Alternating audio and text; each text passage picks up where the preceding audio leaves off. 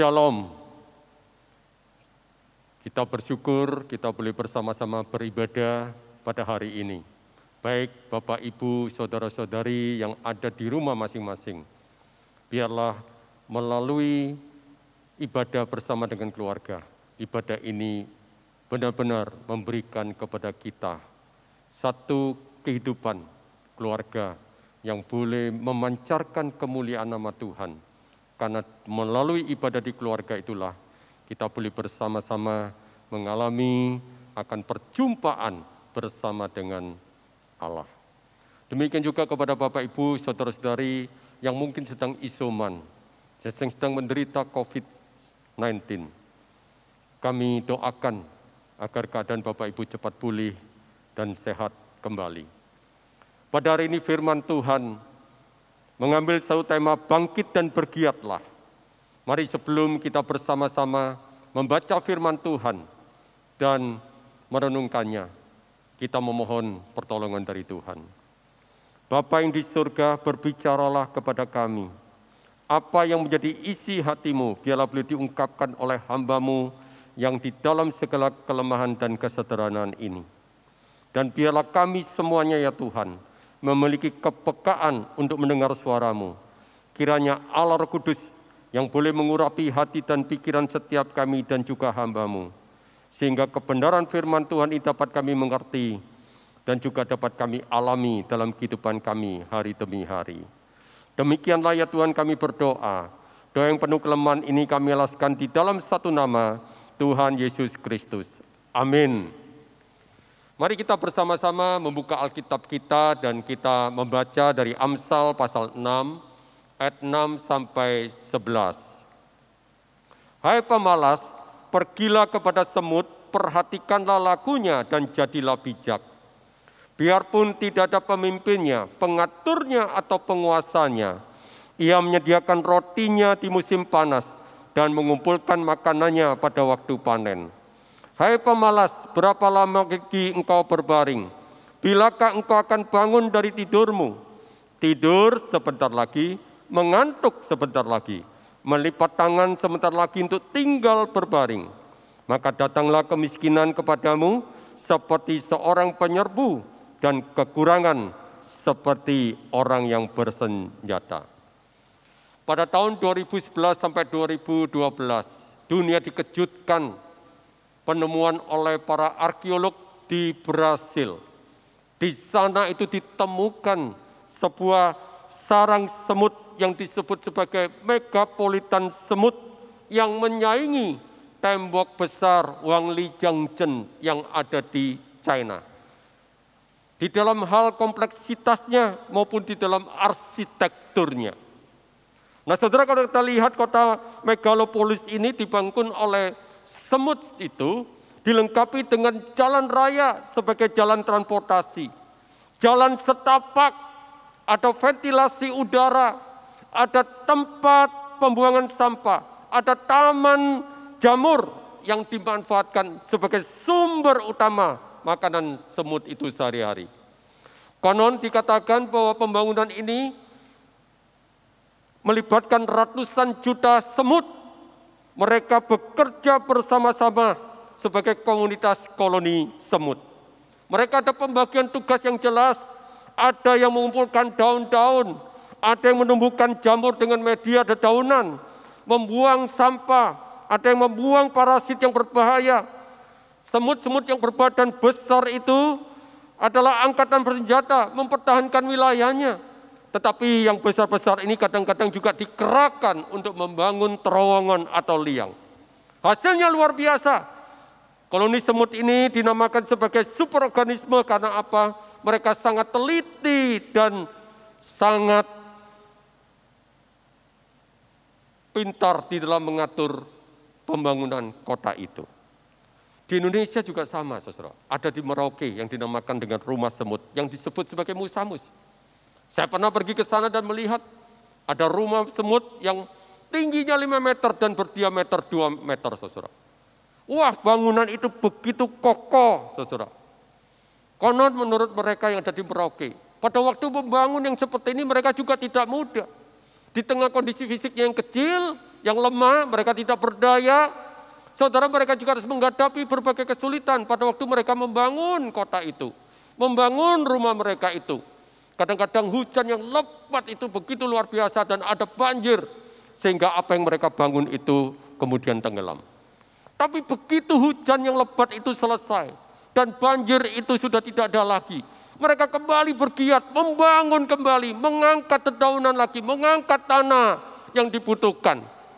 Saudara, mereka itu bersama-sama bertekun untuk membangun istana buat mereka tinggali. Untuk apa, saudara? Untuk menghadapi masa paceklik yang akan datang, di mana mereka tidak menemukan bahan makanan. Mereka punya bahan makanan di situ.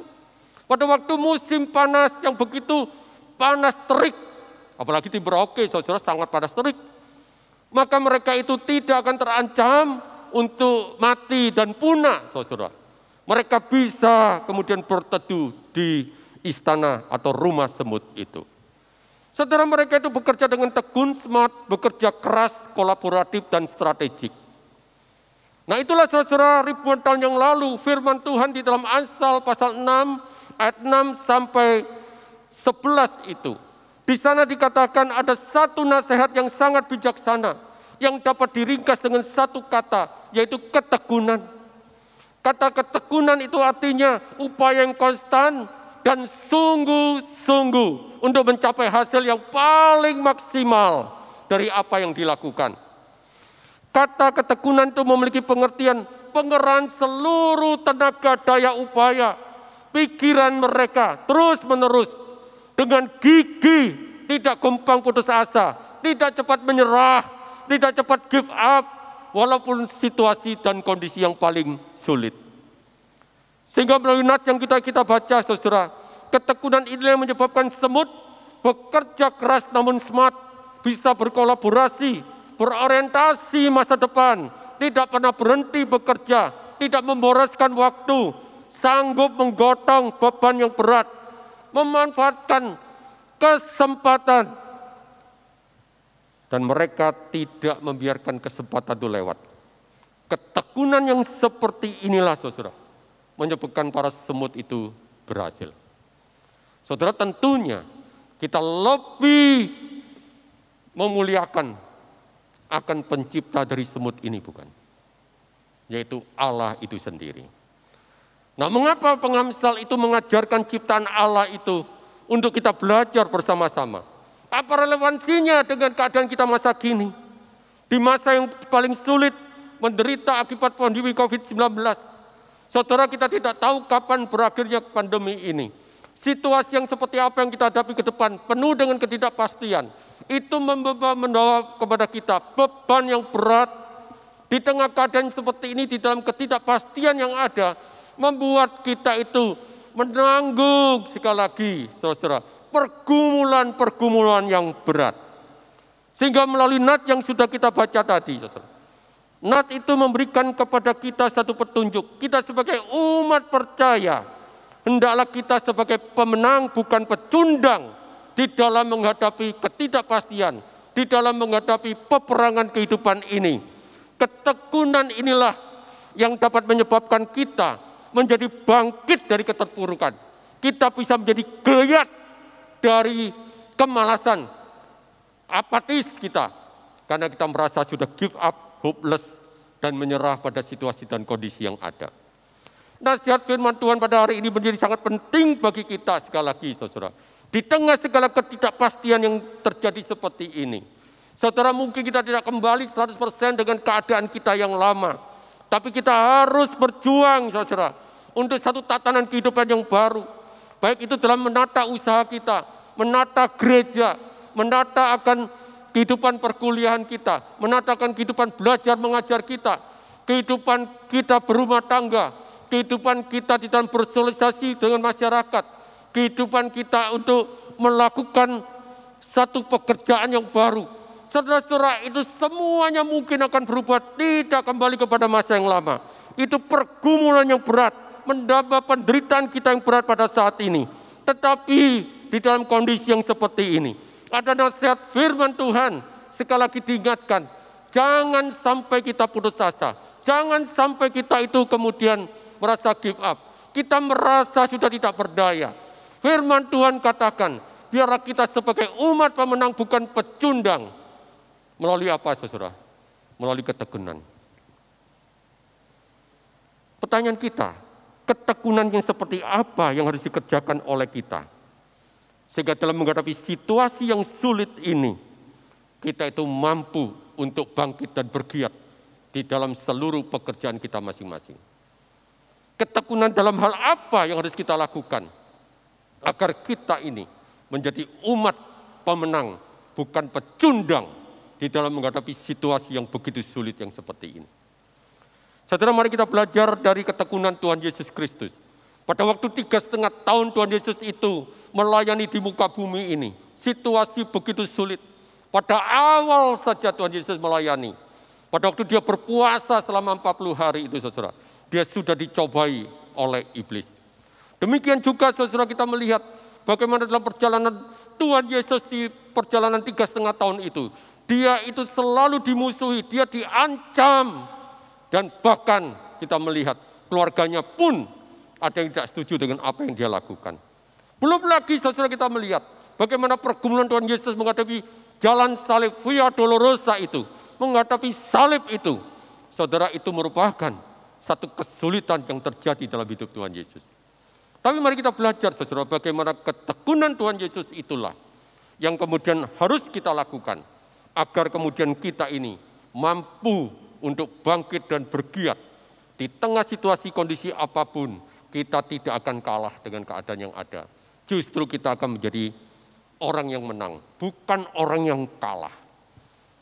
Dan biarlah ini semua menjadi satu modal dasar bagi kita untuk menghadapi masa depan kita yang penuh dengan ketidakpastian. Tapi biarlah hidup kita itu kokoh, kuat, kita tidak mudah menyerah, kita dapat memenangkan pertandingan itu. Nah, poin yang pertama yang Tuhan Yesus ajarkan adalah bertekun dalam membangun kekuatan ataupun kehidupan spiritualitas yang kokoh. Saudara, di dalam Markus pasal 1 ayat 35 dikatakan seperti ini. Pagi-pagi benar waktu hari masih gelap, ia bangun dan pergi keluar, ia pergi ke tempat yang sunyi dan berdoa di sana. Saudara, katakan lihat di dalam bagian ini, dalam pelayanan sesibuk apapun, Tuhan Yesus bertekun berdoa kepada Bapa, membangun relasi yang intim dengan Bapa. Saudara, bayangkan di dalam Markus pasal 1, itu Tuhan Yesus dikatakan sejak pagi itu sudah mengajar, lalu mengusir setan, membesuk dan menyembuhkan mertua Petrus. Kemudian dikatakan menjelang malam, sebelum matahari itu sesudah matahari terbenam, begitu banyak orang yang datang kepadanya, yaitu orang yang sakit dan kerasukan setan. Tentu itu memakan waktu yang panjang sampai larut malam. Tetapi dalam Markus pasal 1 ayat 35 dikatakan Tuhan Yesus pagi-pagi benar waktu hari masih gelap, ia bangun dan pergi keluar. Ia pergi ke tempat yang sunyi dan berdoa di sana.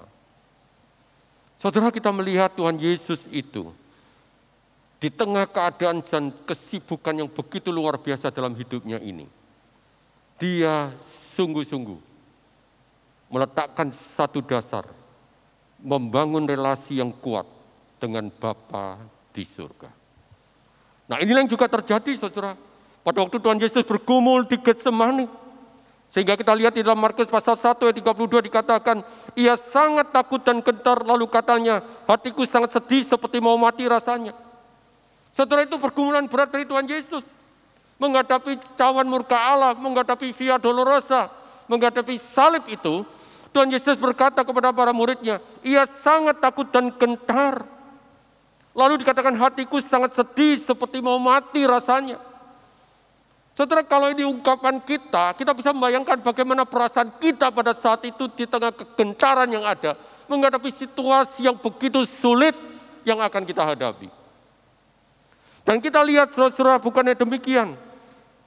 Lebih tajam lagi Lukas pasal 22 ayat 44 dikatakan, ia sangat ketakutan dan makin sungguh-sungguh berdoa, peluhnya seperti titik-titik darah yang bertetesan ke tanah. Saudara, bagaimana kegentaran yang begitu luar biasa itu. Dia sangat ketakutan dikatakan. dia makin sungguh-sungguh berdoa.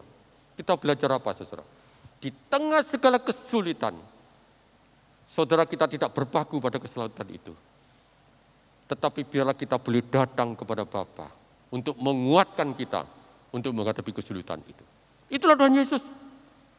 Lalu kemudian kita juga lihat, saudara, di dalam bagian yang berikutnya.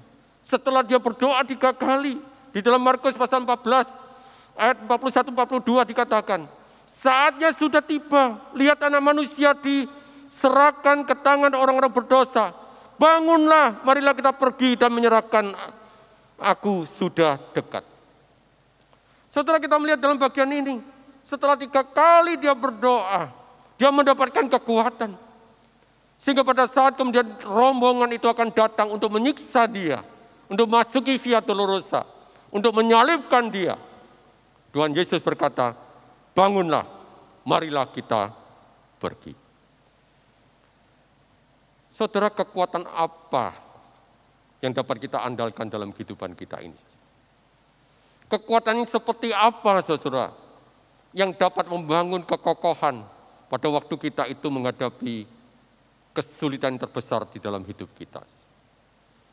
Saudara, marilah kita bersama-sama belajar, saudara, di dalam kehidupan kita ini. Bagaimana kita itu pada waktu menghadapi situasi yang paling sulit, apakah kita tetap terpaku pada masalah kita? Kita masih terpaku pada ketakutan kita. Tetapi apakah kemudian, saudara, justru sebaliknya, pada waktu kita itu menghadapi kesulitan yang paling besar, justru disitulah kita menyediakan waktu yang paling banyak untuk datang kepada Bapa, berelasi yang intim dengan Bapa, untuk memperoleh kekuatan di dalam kehidupan kita. Kekuatan rohani, kekuatan spiritualitas itu dibangun dengan begitu kokoh dalam kehidupan kita. Dan itulah yang menjadikan dasar bagi kita, saudara, untuk menjadi pemenang, bukan menjadi pecundang. Kita bertekun di dalam membangun kehidupan spiritualitas. Dan itulah menjadi kunci bagi kita menghadapi situasi apapun, bahkan yang akan datang, yang akan terjadi. Kita tetap tegar, tetap kuat, dan kita tetap menjadi umat pemenang. Saudara dan rekan yang bersaksi kepada saya, saat ini saya sudah tidak tahu membedakan antara sukacita dan kepedihan hati. Saya tidak tahu membedakan kegembiraan itu dengan kesedihan hati. Saudara, artinya apa? Dia sedang tawar hati. Dia sungguh-sungguh mengalami keterpurukan di dalam hidupnya sampai dia berkata, saya sudah tidak tahu lagi apa bedanya bahagia dan susah itu. Dia ceritakan, saudara, semua kisahnya. Dan pada saat itu saya sungguh merasakan begitu berat bebannya. Dan sebagai hamba Tuhan pun saya tidak sanggup melalui kata-kata saya sendiri untuk menghibur mereka. Untuk menghibur dia, saudara. Saudara, akhirnya saya berkata kepada dia, saya tidak bisa nasihati kamu, kecuali satu saja saya ingin berkata kepada kamu. Boleh enggak? Di tengah segala kesulitan yang ada ini, ada waktu bagi kamu. Jangan pikirkan masalahmu. Tapi pikirkanlah, konsentrasilah, fokuslah keberadaan dirimu bersama dengan Allah. Saudara-saudara, dia tertawa terbahak-bahak. Dia berkata, rohaniwan paling gampang ngomongnya begitu. Saudara, pada waktu dia tertawa, saya pun juga tidak bisa memaksa, saudara. Saya berkata, itu yang dapat saya berikan nasihat. Mau nggak kamu datang, berlutut di hadapan Allah, konsentrasilah, carilah Allah di dalam hidupmu. Bertemulah dengan Dia secara pribadi. Dan biarlah itu memberi kekuatan dalam dirimu. Saudara, beberapa hari kemudian, dia menelpon saya dan berkata, memang benar, saya harus berdiam diri di hadapan Tuhan. Malah dia memberikan kesaksian. Pada waktu dia merenungkan tentang kehidupannya, dia berkata, saya menggambarkan tangan kanan saya sedang menggenggam akan segala apa yang saya miliki, potensi yang saya miliki. Tapi di tangan kiri saya saya menggenggam, yaitu apa? Bagaimana hidup saya ini harus mengandalkan Tuhan. Saudara, pada waktu dia merenungkan itu ada tangan kiri dan ada tangan kanan, saudara. Akhirnya setelah dia merenung, saudara, akhirnya dia berkata, justru tangan kirilah yang mengandalkan Tuhan itu membuat saya merasa yakin itulah kekuatan yang harus saya bangun. Ternyata seluruh potensi yang ada dalam diri saya tidak akan mampu menghadapi situasi yang sekarang ini. Segala potensi yang dalam diri saya itu runtuh karena akibat virus yang tidak kelihatan saja. Saudara, akhirnya dia berkata kepada saya, memang benar. Di keadaan yang seperti ini, di dalam keadaan yang paling sulit seperti ini, mana yang dapat saya andalkan? Dia berkata, justru dengan segala ketidakpastian itu, saya membutuhkan berdiam diri di hadapan Allah. Dan disitulah, di dalam relasi yang seperti itu, saya mengalami kehadiran Allah. Dan disitulah Tuhan berbicara di dalam diri saya, memberikan kekuatan yang luar biasa di dalam menghadapi situasi yang paling sulit ini.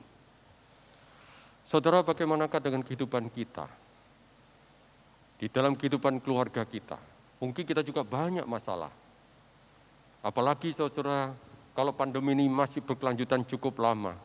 Ada satu keluarga yang berkata kepada saya, sekarang saja kondisi kehidupan rumah tangga saya sudah morat-marit. Kalau fondasi ini tidak saya perbaiki, kalau pandemi ini dalam masa yang lama, rumah tangga saya akan hancur. Saya berkata kepada dia, inilah saatnya bagi kamu bersama dengan keluarga untuk dekat dengan Tuhan. Akan disitulah membangun landasan kehidupan keluarga dengan landasan yang benar, yaitu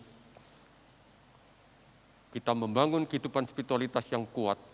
Itulah yang akan memberikan kekokohan di dalam diri kita menghadapi badai apapun dalam kehidupan kita.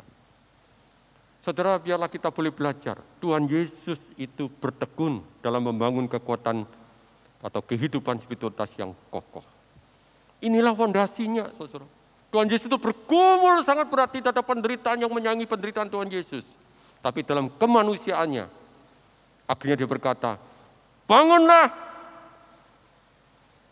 marilah kita pergi. Dia yang menyerahkan aku sudah dekat. Tuhan Yesus berani menghadapi masalah yang berat itu. Dan akhirnya kita melihat Tuhan Yesus menang melalui pergumulan yang berat itu. Yang kedua, saudara, bertekun dalam melaksanakan kehendak Allah. Walaupun sangat berat yang harus ditanggung Tuhan Yesus, Tuhan Yesus bertekun dalam melaksanakan kehendak Allah. Mari kita lihat perkataan Tuhan Yesus waktu di Getsemani. Markus pasal 14 ayat 36 di sana dikatakan, ya Bapa, tidak ada yang mustahil bagimu. Ambillah cawan ini daripadaku, tapi janganlah apa yang aku kehendaki, melainkan apa yang kau kehendaki. Di tengah pergumulan seperti ini, Tuhan Yesus bertekad untuk melaksanakan kehendak Bapa, bukan kehendak diri pribadi, bukan kesenangan pribadi, bukan kenikmatan pribadi, tapi kesenangan Bapa, tetapi kesukacitaan Bapa. Tuhan Yesus tetap bangkit dan bergiat sampai akhir hidupnya untuk memuliakan nama Tuhan, untuk memberikan dirinya sebagai utusan Bapa untuk mengenapkan, menjadi juru selamat, menjadi penebus bagi umat manusia. Sehingga itulah saudara, kalau kita lihat Tuhan Yesus dalam hidupnya, itu mengatakan dalam Yohanes pasal 4 ayat 34, kata Yesus kepada mereka, makananku ialah melakukan kehendak Dia yang mengutus aku dan menyelesaikan pekerjaannya. Di dalam bagian ini kita melihat Tuhan Yesus itu berkata, makananku ialah melakukan kehendak Dia yang mengutus aku dan menyelesaikan pekerjaannya. Saudara, dalam kehidupan Tuhan Yesus itu ingin berkata, di dalam hidupnya dia akan konsisten untuk melaksanakan pekerjaan Allah. Walaupun itu sulit, tapi dia tetap konsisten akan mengerjakannya dan menyelesaikannya. Saudara, apa yang dilakukan oleh Tuhan Yesus itu akhirnya memuliakan nama Tuhan. Sehingga dalam Filipi pasal 2 ayat 9-11 dikatakan seperti ini. Itulah sebabnya Allah sangat meninggikan dia dan mengaruniakan kepadanya nama di atas segala nama. Supaya dalam nama Yesus bertekuk lutut segala yang di langit dan yang ada di atas bumi dan yang ada di bawah bumi. Dan segala lidah mengaku Yesus Kristus adalah Tuhan bagi kemuliaan Allah Bapa. Bapak Ibu, kita lihat bagaimana Allah itu sangat menghargai apa yang dilakukan Tuhan Yesus. Di tengah kesulitan yang ada, dia tetap melaksanakan kehendak Bapa di surga. Kita lihat dalam Rasul Paulus, dalam kehidupannya yang tertulis dalam 2 Timotius pasal 4 ayat 7 dan 8. Rasul Paulus juga melakukan yang sama. Aku telah mengakhiri pertandingan yang baik, aku telah mencapai garis akhir dan aku telah memelihara iman.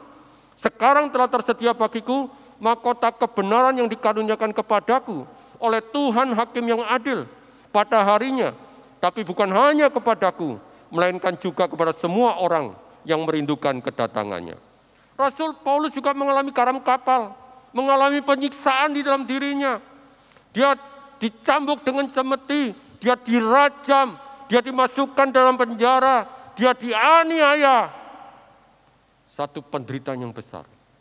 Tapi Rasul Paulus berkata di dalam 2 Korintus pasal 4, dia berkata, manusia lahir dia itu sampai merosot, namun manusia batinnya dia itu semakin hari semakin diperbarui di dalam Tuhan Yesus. Saudara, artinya apa? Di dalam bagian itu Rasul Paulus juga berkata, mungkin kita menghadapi penderitaan yang seperti ini. Tetapi ingatlah, di tengah penderitaan yang Tuhan izinkan itu terjadi, mari kita konsisten bertekun untuk memenuhi panggilan Tuhan di dalam kehidupan kita masing-masing. Marilah kita menyelesaikan pertandingan hidup kita, mencapai garis akhir, dan kita memelihara iman. Dan Rasul Paulus berkata, akan tersedia mahkota kebenaran yang dikaruniakan di dalam hidupnya. Saudara, dalam kehidupan kita pada hari ini, kita sekali lagi tidak tahu akan kepastian masa yang akan datang.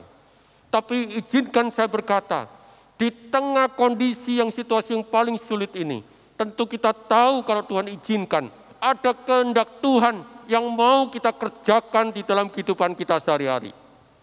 Itu yang kita kerjakan. Saudara, kalau kita ingat bagaimana pada waktu sebelum pandemi, Bapak Ibu, mungkin kita menyerahkan anak-anak kita untuk mengalami pembinaan rohani, pemuritan, itu bersifat communal offline yang ada di gereja. Wah, kita merasa senang, anak kita sudah pergi ke gereja, pemuritan di gereja. Tetapi saudara, nampaknya pendulum itu sekarang berubah. Di tengah situasi yang seperti ini, lalu kemudian anak-anak kita itu pemuritan secara online, maka di situ ada kekurangan, yaitu apa? Tidak ada engagement satu dengan yang lain. Lalu kemudian juga yang kedua, ada masalah apa, saudara? Kita tidak bisa kemudian bisa saling sehati, mengontrol kehidupan kita, apa yang kurang baik untuk diperbaiki, pembinaan karakter kita, itu kemudian bisa dilakukan dengan maksimal. Saudara, ternyata online itu tidak memberikan kepada kita pembinaan itu secara maksimal. Apakah kita tidak berpikir bahwa di tengah situasi pandemi yang seperti ini, ada kehendak Tuhan, yang pendulum pemuritan itu dikembalikan lagi, menjadi komunal offline, tetapi di rumah tangga kita masing-masing. Saudara, apakah kita tidak berpikir sebagai orang tua, sebagai papa, sebagai kepala keluarga, bahwa kita itu adalah imam keluarga yang wajib untuk dapat memberikan pembinaan rohani, membangun kehidupan spiritualitas keluarga kita. Bagaimana keluarga kita akan kokoh, keluarga kita akan kuat menghadapi masa yang akan datang. Kalau pada saat ini kita tidak dengan tekun untuk kembali sebagai kepala keluarga, sebagai imam keluarga, kita melakukan pemuritan di dalam keluarga kita masing-masing. Saudara, kalau kita itu melakukan pemuritan di dalam keluarga kita, sebagai seorang ayah ataupun sebagai seorang pemimpin di keluarga kita masing-masing, saudara, bukankah itu tugas utama yang harus kemudian kita laksanakan? Kita tidak menyerahkan tugas itu pada gereja, tapi itu adalah tugas utama yang harus kita laksanakan. Dan kalau itu kita laksanakan, bukankah saudara, itu lebih maksimal. Kenapa? Bagaimana kita belajar firman Tuhan? Kita menghidupi firman Tuhan itu bersama-sama dengan keluarga. Bagaimana firman Tuhan itu mentransformasi kehidupan kita. Bapak Ibu, hanya satu. Firman Tuhan itu bertumbuh atau tidak, itu yang tahu keluarga kita sendiri. Orang lain tidak tahu. Tetapi keluarga itu sendiri. Sehingga pada waktu firman Tuhan itu kita belajar dan kita bertekad untuk melaksanakannya, maka tentunya kita tidak bisa menipu anggota keluarga kita. Karena kita harus konsisten untuk melaksanakannya.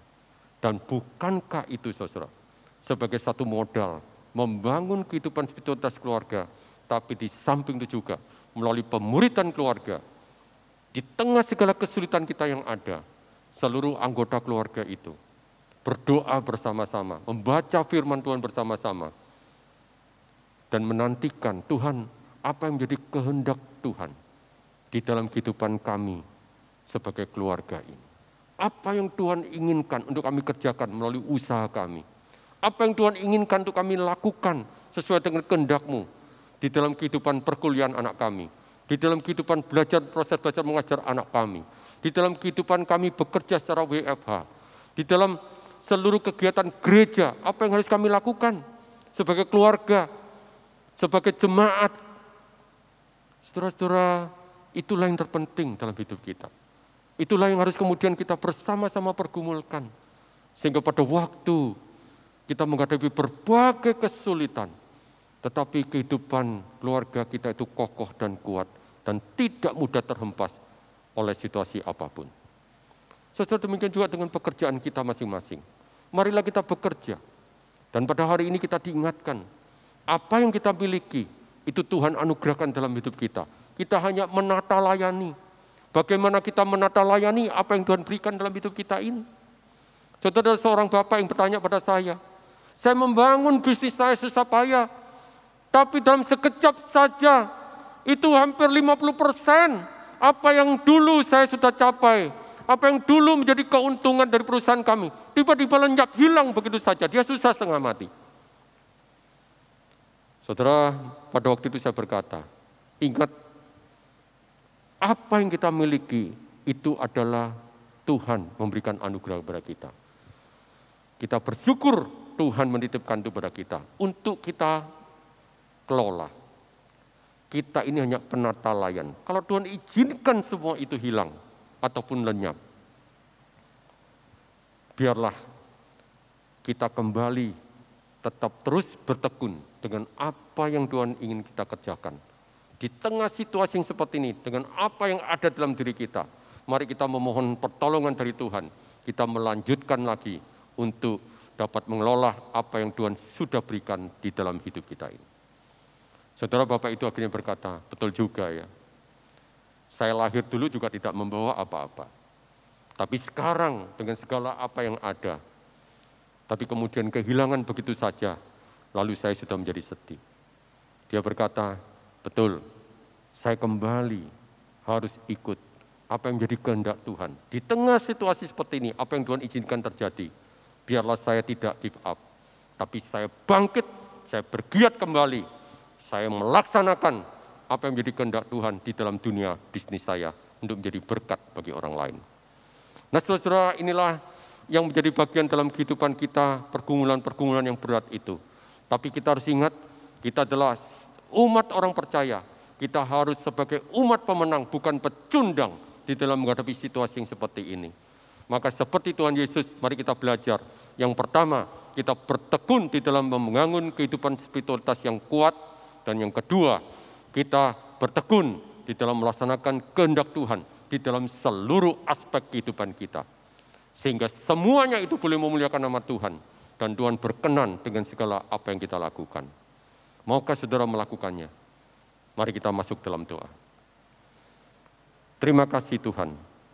Kiranya firman Tuhan pada hari ini membangkitkan semangat kami kembali untuk bangkit dan bergiat di tengah segala situasi yang mungkin membuat kami merasa putus asa, yang mungkin merasa kami sudah give up. Tuhan, kami sekali lagi berdoa kepadamu, Kiranya firman Tuhan berbicara dan kami alami dalam kehidupan kami hari demi hari. Supaya sungguh-sungguh Tuhan, kami boleh kembali ya Tuhan, menjadi umat pemenang. Kita tidak akan kalah ya Tuhan dengan situasi dan kondisi apapun yang menimpa kami. Inilah kerinduan kami dan doa kami. Kami mendoakan seluruh segenap jemaat GMI Immanuel ini. Kami serahkan dalam tangan-Mu, biarlah perlindungan Tuhan, providensi Allah yang penuh dengan keajaiban, itu boleh mereka alami di dalam dunia usaha mereka, dalam kehidupan keluarga mereka, dalam kehidupan kuliah mereka, dalam kehidupan pekerjaan mereka masing-masing, dalam kehidupan mereka melayani. Kiranya Tuhan berkati mereka satu demi satu dengan limpah. Di dalam nama Tuhan Yesus Kristus kami naikkan doa kami ini. Amin.